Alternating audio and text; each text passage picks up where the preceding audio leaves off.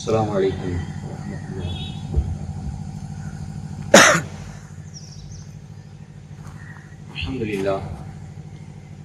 الحمد لله نحمده ونصلي على رسوله الكريم أما بعد فقد قال الله تعالى في محكمه التنزيل العظيم والفرقان المجيد أعوذ بالله من الشيطان الرجيم بسم الله الرحمن الرحيم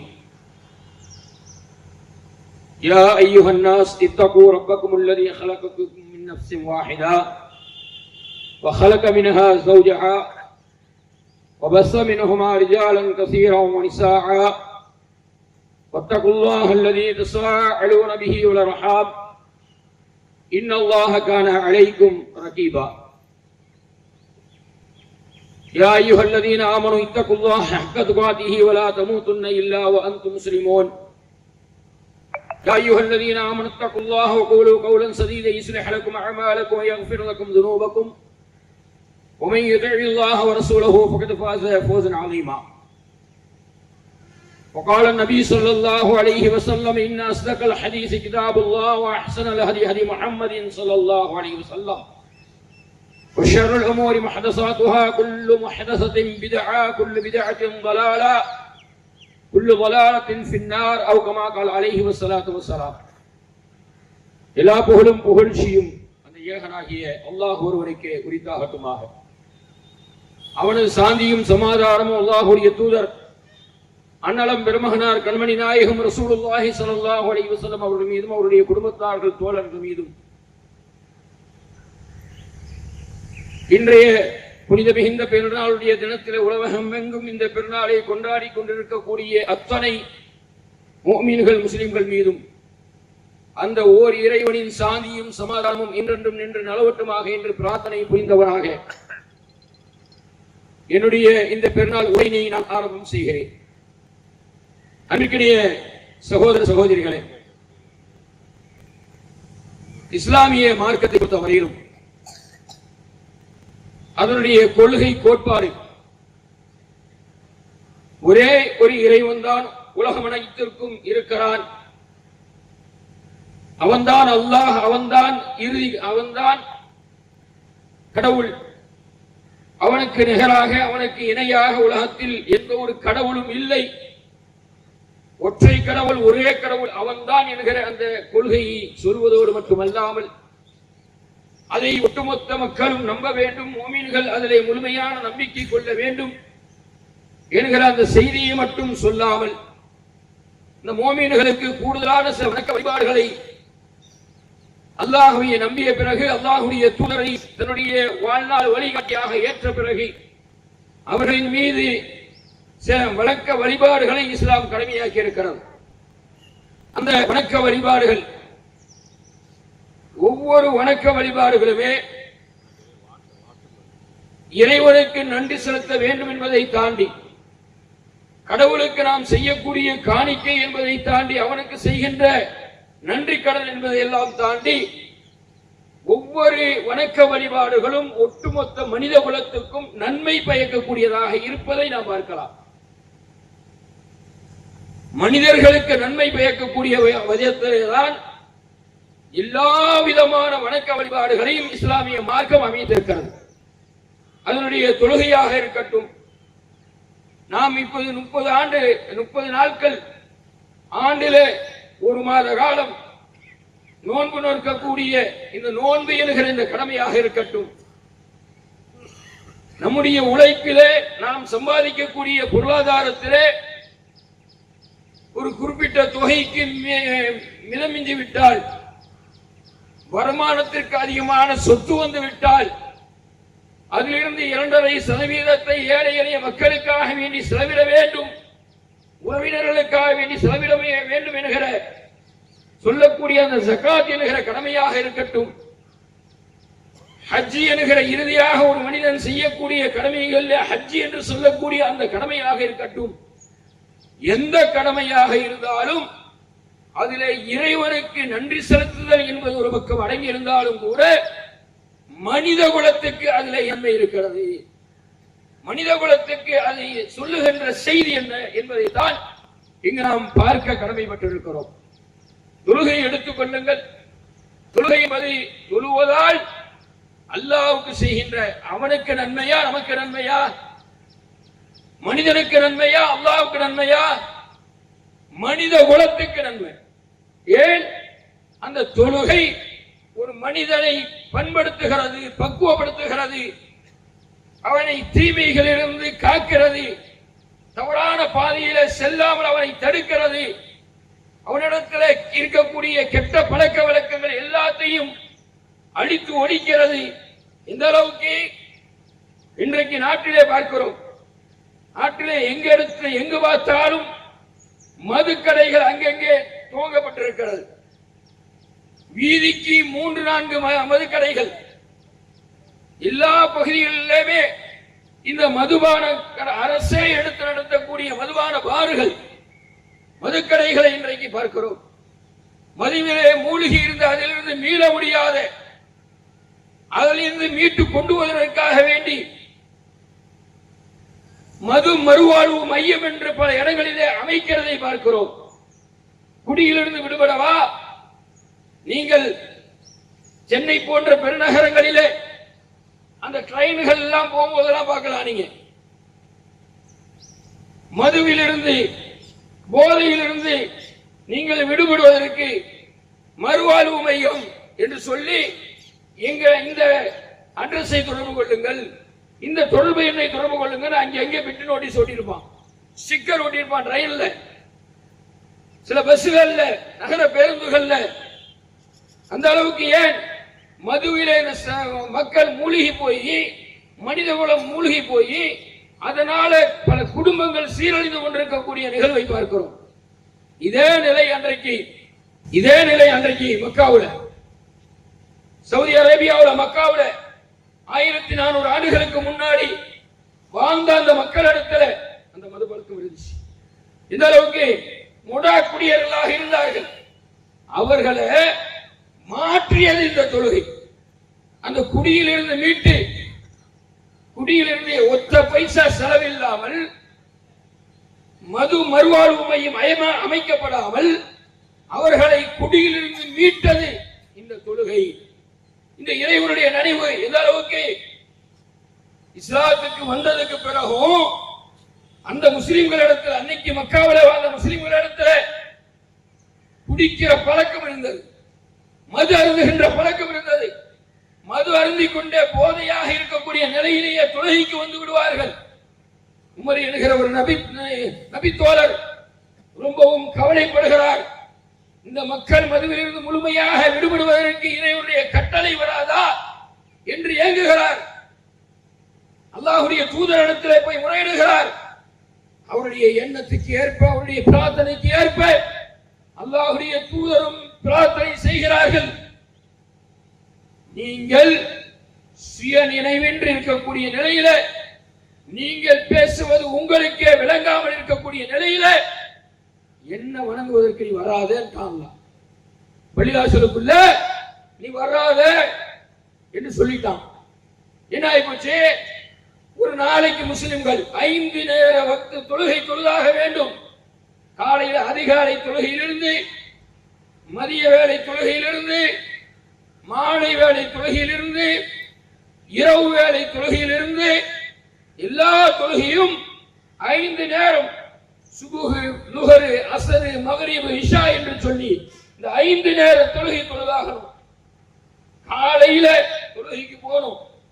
போதையோட போயிட்டா தொழுக முடியாது. நைட்டு குடிச்சிட்டு படுத்தா போதை தெரியாது, பள்ளிவாசலுக்கு போக முடியாது, கடவுளை வழங்க முடியாது. என்ன பண்றது? அப்ப குடிக்காம நிறுத்துவோம். காலையில சுபுஹ் தொழுதுட்டு குடிச்சுட்டா அடுத்து லுஹர் தொழுதாக, அடுத்த வேளை தொழுகைக்கு போயாகணும். என்ன செய்கிறது? பள்ளிவாசலுக்கு போக முடியாது. இப்படியாக ஒரு எண்ணத்தை இறைவன் பார்க்கிறான். இறைவன் முன்னாடி நீ நிற்கும் போது எப்படி நிற்கணும்? பரிசுத்தமா வந்து நிற்கணும். போதையோடு வந்து நிற்க கூடாது என்கிற ஒரு சித்தாந்தத்தை விதைத்து இன்றைக்கு போதை இல்லாத சமுதாயத்தை இந்த இஸ்லாமிய மார்க்கம் உருவாக்கி இருக்கிறதா இல்லையா?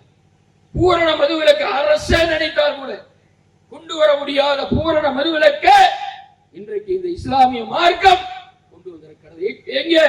200 கோடிக்கும் மேலுள்ள மக்களுக்கு மத்தியில இந்த பூரண மதுவிலக்கு கொள்கையை இஸ்லாம் எப்படி கொண்டு வந்து நடைமுறைப்படுத்தியிருக்கிறது பாருங்க. எதன் மூலமாக? இந்த தொழுகை என்கிற வணக்கத்தின் மூலமாக, இந்த வணக்கம் இபாதத்தின் மூலமாக. அப்பேற்பட்ட இந்த வணக்கம் அரசுகள் நினைச்சா கூட அரசுகள் செய்ய மாட்டார்கள். அரசுகள் என்ன நினைக்கிறாங்க? எந்த அரசு வந்தாலும் சரிதான், மதுவிலிருந்து தனக்கு வருமானம் வருது அப்படின்னு நினைக்கலாம், அதிலிருந்து நமக்கு வருமானம் ஈட்ட முடியும் என்று நினைக்கலாம். ஆனால் அவனே நினைத்தால் கூட இஸ்லாம் என்ன பார்க்குதுன்னா, ஒரு தீமையை ஒழிக்கணும்னா அந்த மனிதனிடத்துல தனி மனித ஒழுக்கத்தை கொண்டு வந்து புகுத்தணும்னு நினைக்குது. தனி மனித ஒழுக்கம் இல்லாமல் எந்த ஒரு தீமையையும் ஒழித்து விட முடியாது. தனி மனித ஒழுக்கம் என்பது அவசியம் மனிதனுக்கு. அப்பேற்பட்ட அந்த தனி மனித ஒழுக்கத்தை இறைவன் எங்கே கொடுக்கிறார்? இந்த தொழுகை என்கிற இந்த வணக்கத்தின் மூலமாக, இபாதத்தின் மூலமாக கொடுக்கிறார். ஒரு நாளைக்கு 5 முறை தொழுகிற தொழுகையின் மூலமாக உன்னுடைய உடல் சுத்தமாகுது, உன்னுடைய உள்ளம் சுத்தமாகுது, உன்னுடைய ஆடைகளை சரி செய்து கொள்கிறாய். எல்லா நிலையிலையுமே உனக்கு அந்த பரிசுத்தமான ஒரு வாழ்க்கை கிடைத்து விடுகிறது. அடுத்து நோன்பு. நோன்பு என்கிற இந்த வணக்கத்தை எடுத்துக் கொள்ளுங்க. இந்த வணக்கம் சில பேர் சொல்லுவார்கள், என்னிடத்துல இருக்கக்கூடிய தீமைகளை விட முடியல, என்கிட்ட இருக்கக்கூடிய தீமைகளை தவிர்க்காம புகைப்பிடிக்கக்கூடிய மக்கள். நான் சின்ன வயசுல 15 வயசுல புகைப்பிடிக்க ஆரம்பித்தேன், இன்னும் விடணும்னு நினைக்கிற முடியல. அப்ப இந்த நோன்பை கொண்டு போய் கடவுள் ஒருத்தர் இருக்கலாம், உனக்கு மற்ற நாட்கள்ல பகல் நேரங்கள்ல ஹலாலாக்கப்பட்ட அத்தனையும் உனக்கு நான் இன்னைக்கு தடை செய்ய, இந்த 1 மாத காலம் உனக்கு அது தடை. பகல் நேரங்கள்ல நீ உண்ணக்கூடாது, குடிக்க கூடாது, என்ன குடிக்க கூடாது, தண்ணீரை குடிக்க கூடாது, ஹலாலாக்கப்பட்ட நீரை கூட, ஹலாலாக்கப்பட்ட உணவை கூட நீ பகல் நேரங்கள்ல சாப்பிடக்கூடாது. கட்டின மனைவிய பகல் நேரங்கள்ல தொடக்கூடாது என்கிற தடையை போட்டு அல்லாஹ் என்ன செய்யலாம்னா, இப்போ நான் முடியுதுல நோன்பு என்கிற இந்த வணக்கத்தின் மூலமாக எப்படி 14 மணி நேரம் 16 மணி நேரம் உன்னோடு கட்டுப்பாடோடு இருக்க முடியுது, அப்படின்னா மற்ற நாட்கள்ல உன்னால் கட்டுப்பாடா இருக்க முடியாதா? அப்படி கொண்டு வந்து அல்லாஹ் வைக்கிறான் கட்டுப்பாடு. சுய ஒழுக்கத்தை அதுலயும் கொண்டு வந்து சுய ஒழுக்கத்தை வைக்கிறான். உன்னை நீ கட்டுப்படுத்துவதற்கான ஒரு வழிமுறையை நான் கற்றுத் தருகிறவா அப்படின்னு சொல்லி அல்லாஹ் வைக்கக்கூடிய நிலையை பார்க்கணும். அதே போல ஜக்காத் என்கிற அந்த கடமை, அந்த ஜக்காத் என்கிற அந்த கடமையை பாருங்க, அதையும் எப்படி எல்லா மக்களுடைய நன்மைக்காக, மக்களுடைய நலனுக்காக, நீங்கள் நல்லா இருக்க வேண்டும் என்பதற்காக. எப்படிப்பட்ட சிந்தனையை இன்னைக்கு நாட்டுல பொருளாதார மோசடிகளை பார்க்கிறோம். பொருளாதாரத்துல மோசடி அளவுக்கு மிஞ்சிய மோசடி. அரசியல்வாதிகள் இருந்து, அதாவது மேல்மட்டத்தில் இருக்கிறவங்க இருந்து கீழ்மட்டத்தில் இருக்கிற வரையிலும் எல்லா மட்டத்திலும் அரசு துறைகள் இருந்து ஊழல்கள் மடிந்து போய் கிடக்கிறத பார்க்கிறோம். அடுத்தவருடைய காசுக்கு, அடுத்தவருடைய பொருளாதாரத்துக்கு ஆசைப்பட்டு அடுத்தவருடைய நிலத்தை மோசடி செய்யக்கூடிய நிலையை பார்க்கிறோம் இன்றைக்கு.